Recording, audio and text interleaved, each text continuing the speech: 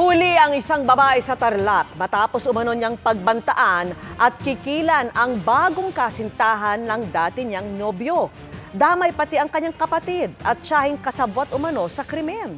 Nakatutok si June Veneracion.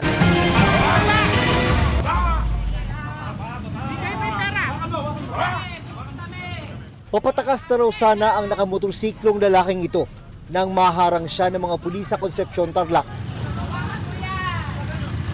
Hinuli siya kasama ng kanyang babaeng kapatid na si alias Emma at kanyang tiyahin sa entrapment operation ng PNP Anti-Cybercrime Group. Sino nag-utos sa'yo? Ayon sa PNP ACG, si alias Emma talaga ang target na pangunahing sospek. Pero dahil kasama niya sa umano'y online threat at extortion ang kapatid at tiyahin, arestado silang tatlo. Ang kanila umanong biniktima, bagong kasintahan ng ex-boyfriend ni alias Emma. Nag-ugat ito sa pagsiselos ng suspect. Iniwan siya nito ng boyfriend niya para maging sila po ulit ng victim po. Naghiwalay din kalaunan ang biktima at kanyang boyfriend. Dito na raw nagsimulang pagbantaan ni alias Emma ang biktima na ipapakalat ang mga pribado umanong larawan at video niya kasama ang ex.